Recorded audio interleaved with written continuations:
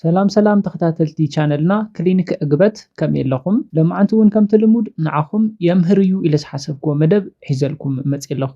ኣብ ናይ ልማዓንቲ መደበይ ቀልጢፍኩም ከይተፍስሱ ቀልጢፍኩም ከይትውድኡ ዝሕግዘኩም ናይ ፆታዊ ርክብ ዓይነት ከሕብረልኩም እየ። በዚኦም ፆታዊ ርክብ እንተፈፂምኩም ኣብ ግዜ ርክብኩም ቀልጢፍኩም ኣይትውድኡን። ደቂ ኣንስትዮ ነዚ መደብ ትከታተላ እንተሃሊኽን ኣፍቃሪኺ ወይ ድማ በዓል ገዛኺ ቀልጢፉ እንዳወድአ ዝፅገም እንተኾይኑ በዞም 4 ናይ ፆታዊ ርክብ ፖዚሽናት ፆታዊ ርክብ ብምፍፃም ፃንሒቱ ብምውሳኽ ኣዕጋባይ ተናፋቂ ፆታዊ ርክብ ክትሕልፉ ትኽእሉ ኢኹም። ፈለማ ግና ነዚ መደብ ላይክ ብምግባር ጀምርዎ፣ ንቻነልና ሼር ሰብስክራይብ ብምግባር ዝተፈላለዩ ናይ ፆታዊ ርክብ፣ ናይ ጥዕና፣ ናይ ፍቅርን ናይ ሓዳርን ኢንፎርሜሽን ትረኽብሉ ቻነል ስድራ ሁኑ። እስካብ ናይ መደበይ ፍፃመ ምሳይ ፅንሑ። ሰናይ ፃንሒት።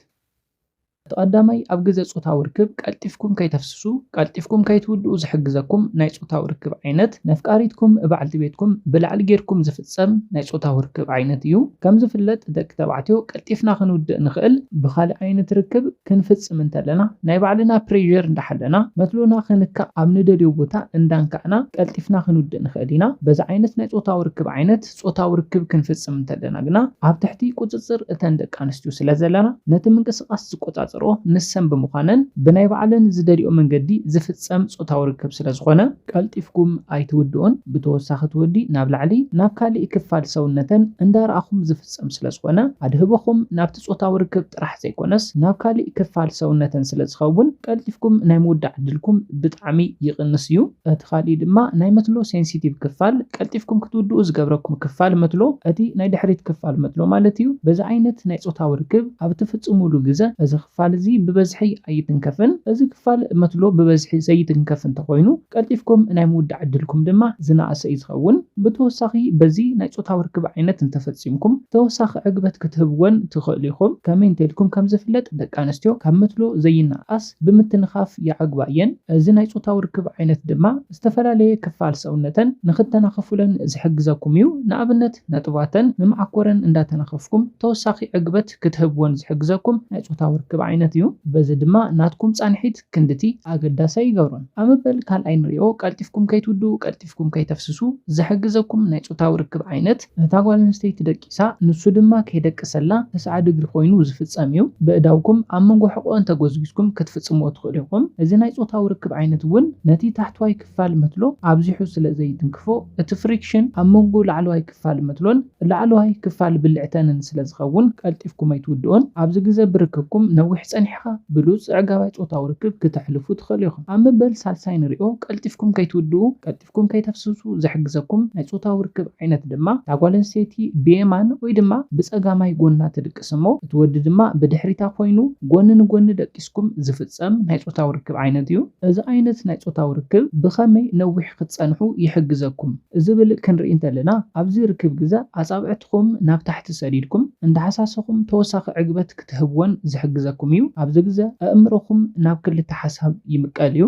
ኣእምሮ ናብ ክልተ ሓሳብ እንተተምቂሉ ድማ ቀልጢፍኩም ናይ ምውዳእ ዕድልኩም ዝናእሰ እዩ ዝኸውን። ነዚ ቴክኒክ ሓደ ደቂ ተባዕትዮ ይጥቀምዎ እዮም። ንኣእምሮኦም ብካሊእ ሓሳብ ቢዚ ብምግባር ንኣብነት ኣብ ግዜ ፆታዊ ርክብ ብዛዕባ ካሊእ ነገር ብምሕሳብ ንኣብነት ብዛዕባ ኩዕሶ እግሪ ብምሕሳብ ብዛዕባ ውዕሎኦም ብምሕሳብ ኮታስ ንኣእምሮኦም ብካሊእ ሓሳብ ቢዚ ብምግባር ናብቲ ፆታዊ ርክብ ጥራሕ ከይሓስቡ ብምግባር ነዊሕ ክፀንሑ ይፍትኑ እዮም። ኣብ ሓደ እዚ ቴክኒክ ይሰርሕ እዩ። ስለዝኾነ እዚ ዓይነት ናይ ፆታዊ ርክብ እውን ናብ ካሊእ ኣድህቦ ክትገብሩ ስለ ዝሕግዘኩም ቀልጢፍኩም ከይተፍስሱ ዝሕግዘኩም እዩ። ኣብ መበል 4ይ ንሪኦ ኣብ ግዜ ፆታዊ ርክብ ቀልጢፍኩም ከይተፍስሱ ቀልጢፍኩም ከይትውድኡ ዝሕግዘኩም ናይ ፆታዊ ርክብ ዓይነት ድማ ንሳ ብሕቋ ደቂሳ ንሱ ብላዕሊ ኮይኑ ግና ንእጋራ ናብ ማእገሩ ስቂላ ዝፍፀም ናይ ፆታዊ ርክብ ዓይነት እዩ። ኣብዚ ናይ ፆታዊ ርክብ ግዜ እቲ ፍሪክሽን ኣብ መንጎ ላዕለዋይ ክፋል መትሎን ላዕለዋይ ክፋል ብልዕትን ስለ ዝኸውን እቲ ሴንሲቲቭ ክፋል መትሎ ስለ ዘይንካእ ቀልጢፍኩም ኣይተፍስሱን። ብፍላይ ደቂ ተባዕትዮ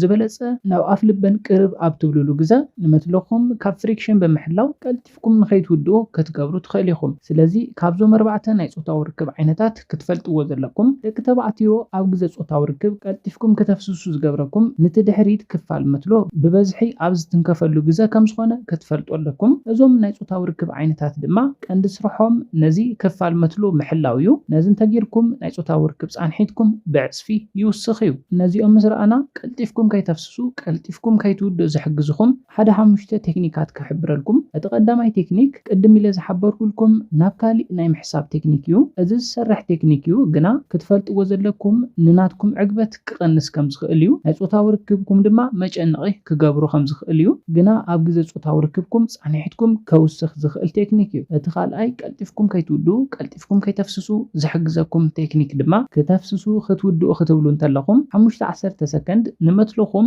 ቁሩብ ኣትረረ ቢልኩም መሓዝ እዩ በዚ ድማ መፂኡ ዝነበረ ስምዒትኩም ክጠፍእ ይሕግዘኩም እዩ ስለዚ ክወፅእ ክብል 5-10 ሰከንድታት ነቲ ጫፍ መትለኹም ቁሩብ ኣትረረ ቢልኩም መሓዝ እቲ ካልኣይ ቴክኒክ እዩ ኣብ መበል ሳልሳይ ንሪኦ ቀልጢፍኩም ከይተፍስሱ ዝሕግዘኩም ቴክኒክ ድማ ኣዕሙቕ ኣቢልኩም ምስትንፋስ እዩ ቀልጢፍካ መተንፋስ ቀልጢፍካ ንኽትውድእ ዝገብር እዩ ስለዚ ንፋስ ናብ ኣፍንጫኹም ኣዕሙቕ ኣቢልኩም እስካብ 4 ሰከንድ ወሲድኩም እትው ቀስ ኣቢልኩም እስካብ 6 ሰከንድ ጸኒሕኩም ድማ ኣውጽዎ በዚ ስምዒትኩም ክጠፍእ ይሕግዘኩም ጻንሒትኩም ድማ ትውስኽሉ እቲ ራብዓይ ቀልጢፍኩም ከይተፍስሱ ዝሕግዘኩም ቴክኒክ ድማ ርግእ ምባል እዩ ንጾታዊ ርክብ ቁሩብ ሓይሊ ምግባር ኣገዳሲ ዋላ እኳ እንተኾነ ኣብ ግዜ ጾታዊ ርክብኩም ድማ ምንቅስቓስኩም ሓሓሊፍኩም ኣዝሕለ ብልዎ ኣብ ተሃጽሉ ግዜ ቀልጢፍኩም ስለተፍስሱ እዩ ስለዚ ምንቅስቓስኩም ኣብ መንጎ ዝሕል ብምባል ጻንሒትኩም ከተውስኽዎ ትኽእሉ ኢኹም ኣብዚ ግዜ ናይ ጾታዊ ርክብ ዓይነት እውን ክትቀይሩ ትኽእሉ ኢኹም ኣብ መበል 5 ንሪኦ ቴክኒክ ዝበሃል ዋላ እኳ እንተዘይኮነ